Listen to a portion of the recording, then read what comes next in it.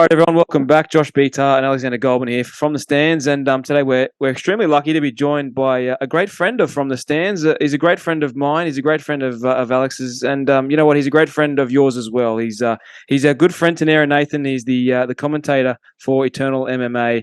Mr. Tanera Nathan, first of all, my friend, how are you, brother?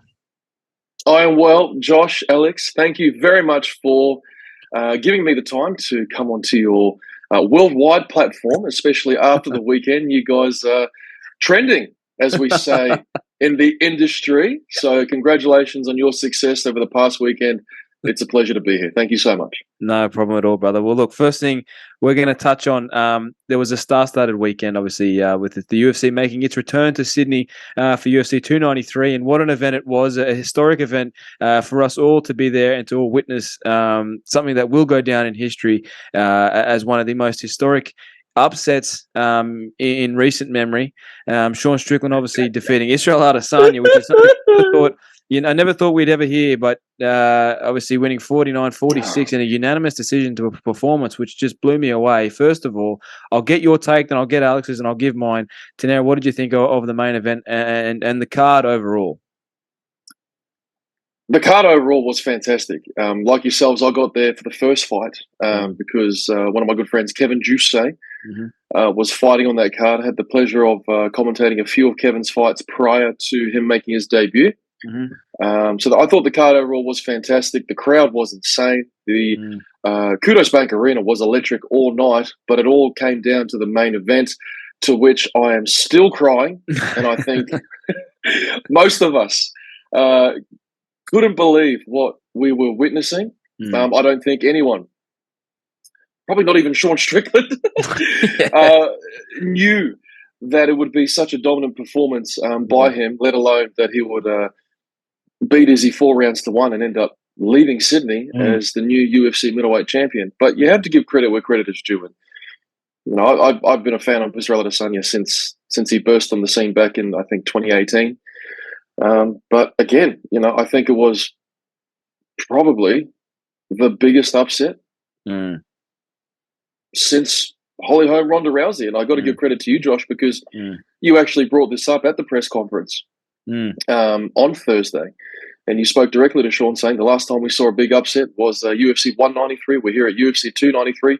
Can you do it? And he went out there and did exactly that. So, you know, I don't know if it's a bit of sour grapes, but Israel Adesanya, still my champion. But, man, Sean Strickland, he won the crowd over in Sydney. And, you know, he's definitely shocked the world at this point. So congratulations to him. And, you know, can't make any excuses on this end, but yeah, congratulations to Sean.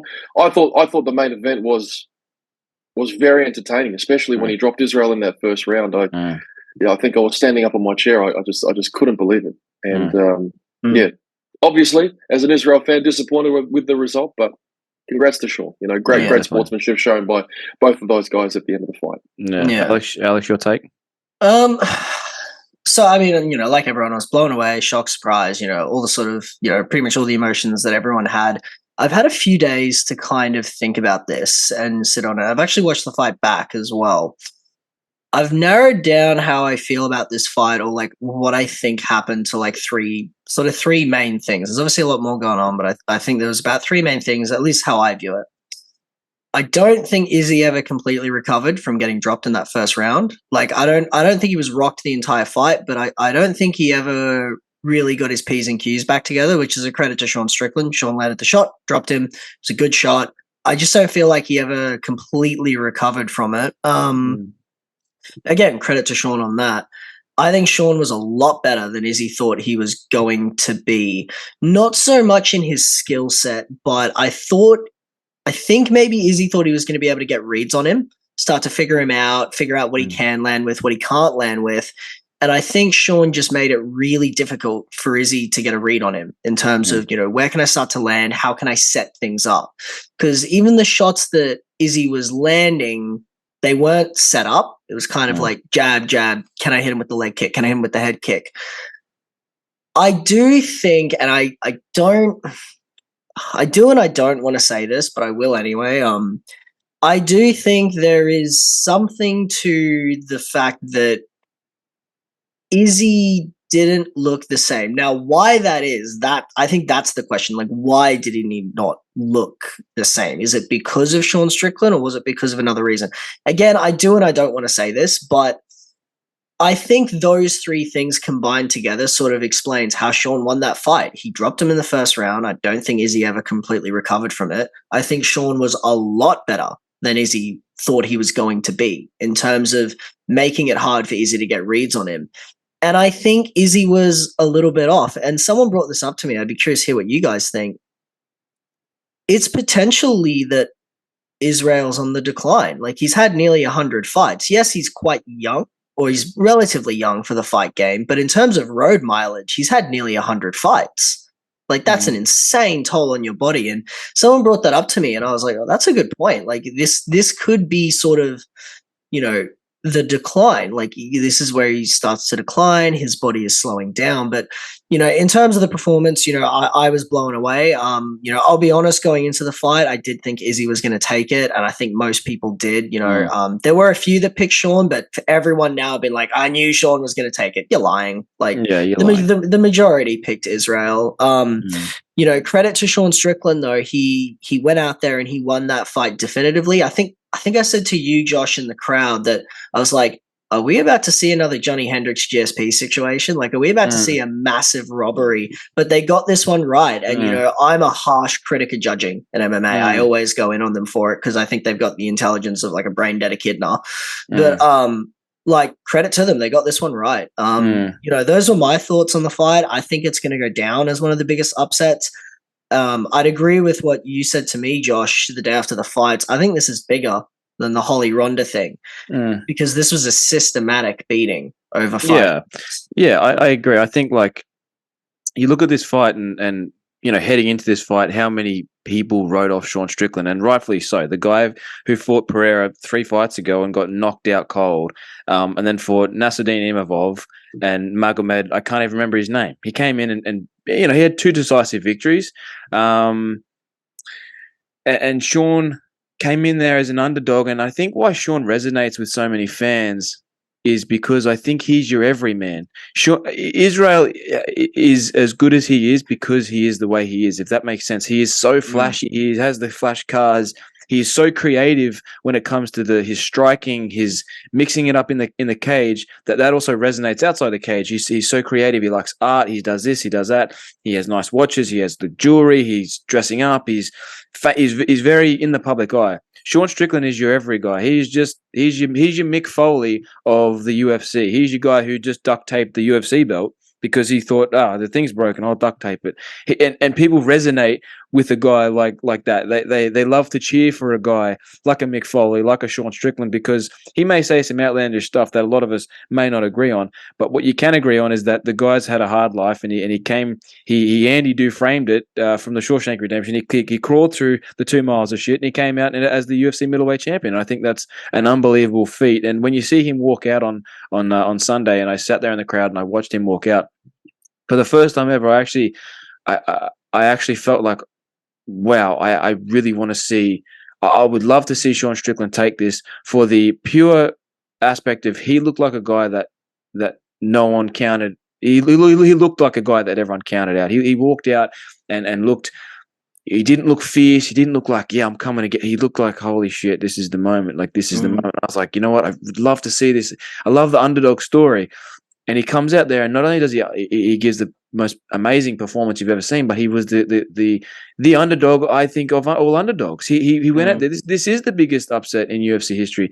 People want to reference Matt Serra and GSP. Well, Matt Serra caught GSP early on in that fight, knocked him out cold, and obviously GSP came back and won the fight quite handily. But also at that point in his career, GSP wasn't the GSP who he became. He had only just become champion and then lost to Matt Serra. Ronda Rousey and Holly Holm, I think that was obviously a big deal. Heading into that fight, I know a lot of people thought that Holly's striking was going to be a problem for Ronda, and if she could close that distance, then that would play a big factor. This fight, however, had none of that. No one gave Sean Strickland an avenue. I was just about to say that, yeah. No one gave Sean Strickland any avenue. There was, like, you think about the fight, and rightfully so. We had nothing to go off where we would be like, Yep, Sean can catch him here. Maybe the wrestling, but even wrestling, Israel has very good takedown defense. So it was a very hard fight to judge and to predetermine. It was very hard. But for me, I was very, very impressed. That credit to Eric Nixick and those guys at Extreme Couture. I think Eugene, I think his post-fight comments were very respectful and praising Sean. And I think he's obviously going to come out and say, we think we can get the rematch and we think we can make some adjustments. And it remains to be seen. And I look forward to that. I hope they do a rematch. A lot of people want to say after such a dominant performance, you don't want to see a rematch, but I do because of Israel's body of work. I think he deserves it, and I think he's owed that. Switching gears a little bit, what was a moment throughout the whole card that stood out for you, Tanera, that made you go, wow, fuck, that was awesome, or that was really cool? Any particular fight, any particular moment, whether it was a knockout or whatever, what sort of moment from the UFC 293 stood out for you the most?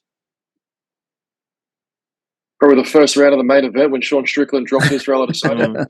Yeah. I don't think there was anything else on that card that shocked not just Sydney but the entire world. No one. you couldn't have picked it. And when they showed the replay, it was a picture perfect right hand. And if for those fight analysts out there, Israel does have a not I wouldn't say a habit, but one of his prime techniques is that check left hook. Off the cage, and it lands so many times. He can nail it. Carlos Hulberg. I mean, how many knockouts does he have from that check left hook? But this time, it just Sean beat him to the punch, and I think when that happened, you just heard the roof blow off the place to the point where I didn't think the fight was going to be stopped. Israel looked like he was fine. He got back to his feet pretty much straight away within about 2 seconds, I think, covered up. And then managed to circle off the cage, and the round ended. But that would be the one for me where I was actually sitting next to most of Israel's team from City Kickboxing, and I looked over at Cam Ralston. I just looked over at bang. Never seen that before. And I think for Israel to show his heart in round 2 and come out and win that round, I thought that may have been a turn of the tide.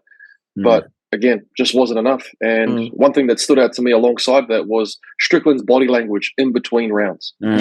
It's almost like he was trying to tell Eric Nixick, get out of the cage, I don't need you. I remember just watching the corners, and the body language was very different between the two corners. Sean was, I wouldn't necessarily say... Sean barely used the stool. Yeah, I don't think he sat down. Neither did Israel. I don't think Israel's ever sat down in his career, just from what I followed. But it almost looked like Sean didn't even want his corner in there. He was just like, no, I've got some good momentum here. Get out of my way. I know what I'm doing. And I thought in round 2, Israel could have taken control of that fight. But again, you've got to congratulate Sean. I can whinge and complain all I want. At the end of the day, that belt is going back to the United States of America. Yes, it sure is. Alex? And credit to Eric Nixick. He's a fantastic coach. My one's a little bit different. So obviously, a lot of moments from the main event, like of course, big moments, amazing moments to be a part of. For me, it was when Volkov beat Ty, because obviously during that fight, man, the crowd was letting him have it. Like the Aussie crowd was letting him have it. But after the fight, they booed him initially. Okay, hometown stuff. But then Volkov went over, showed respect to Ty, and then the crowd cheered him for the victory. And I felt like Volkov was owed that, and that made me feel good about the Australian fan base. I was just like, okay, you can have a bit of fun. Of course, you're going to boo them when they're walking out. Of course, it's the Australian crowd and it's Tai Tuivasa fighting. But when Volkov won, and he did it respectfully. He didn't beat Ty and then give an interesting post-fight interview, dropping a couple of slurs that got dropped on that night. He didn't do that. But when he did it respectfully, and then the crowd respected that as well, and they showed him that respect. To me, honestly, that was probably my highlight for the card, because I don't like to see fighters get booed for doing their job, like going into the enemy territory, winning a fight, doing it respectfully, doing it fairly, and that made me feel really, really good. The other tie for that would be Gabriel Miranda submitting Shane Young. Like when I saw that, I was just like. For a lot of people to understand like how difficult it is to submit someone in 1 minute. Like in the beginning of the round when you're dry, adrenaline's high, everyone's fresh. Like I looked at that, and then not just the fact he got the submission, but the way he did it, and I was like, oh man, like I feel like I'm watching a fight of someone who's going to be something down the line. Like to me, and they may not feel that way for everyone, but to me, like that's how it felt. I felt I was watching an early performance of a fighter who's going to be great. But yeah, those were my moments. But what about you, Josh? I know obviously.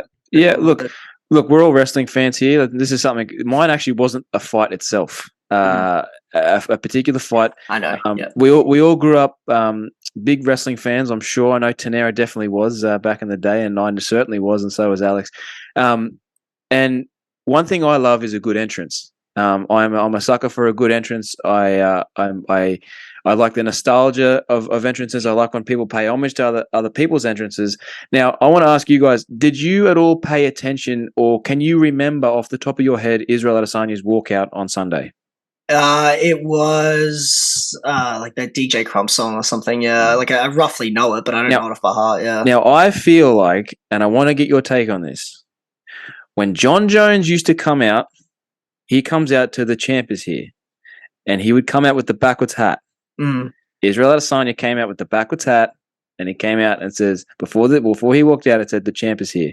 And to me, that was him paying homage to his now good friend John Jones and having a John Jones style performance. That's what I now, as silly and as completely idiotic as that may seem, that was what went through my head at the time. I can hear myself going, "Oh no, it's John Jones," because I really thought he'd done a John Jones. He'd done the backwards hat. The champ is here. I was like, wow, he's about to come out and he's about to school Sean Strickland.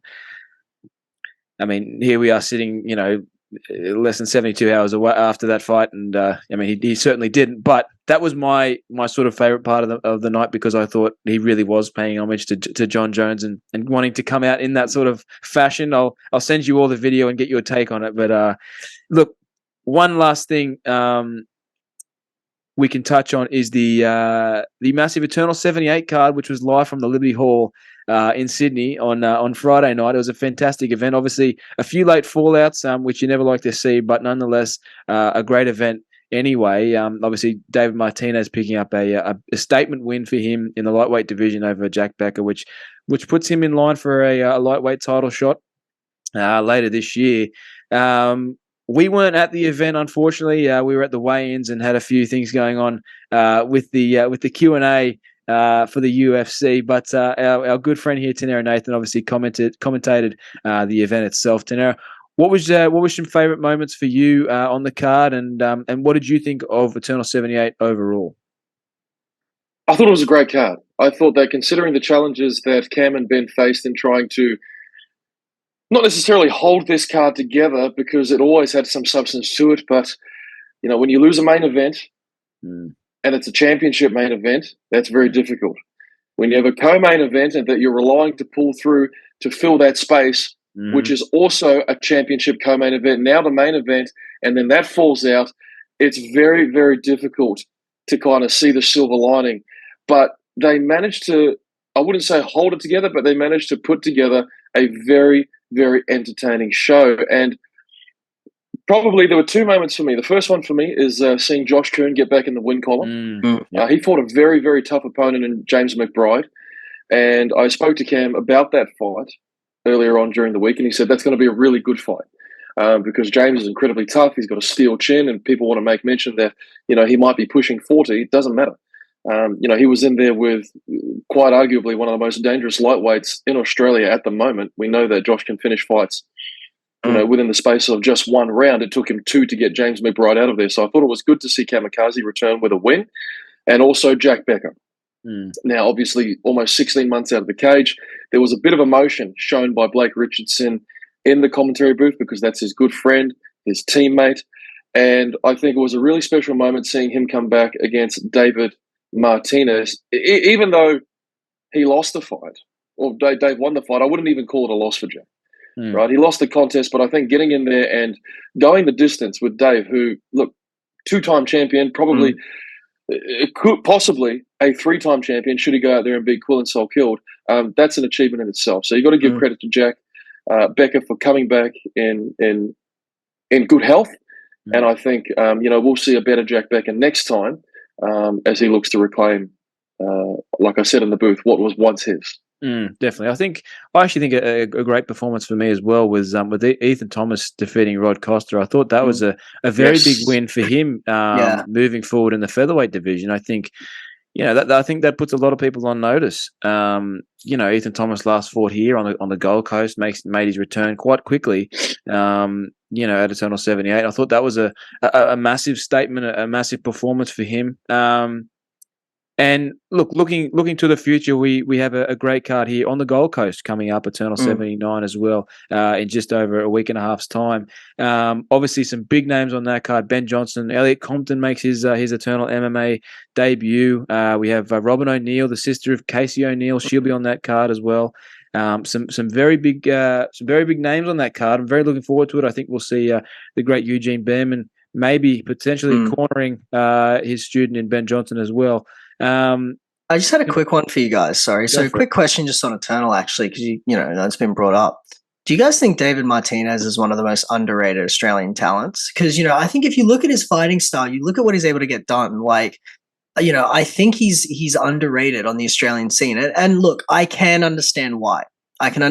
He maybe doesn't have the sort of braggadocious, personality of, like a Strickland or like an Adesanya. I can understand that part of it, but I think when you look at his fighting ability, and what he's able to do in the cage as well, as you said, Tanera, a 2-time champ, potentially a 3-time champ, like, I think he's a really, really underrated talent in Australia. I really do. And before it's all said and done, I would really like to see him get a shot on the international stage.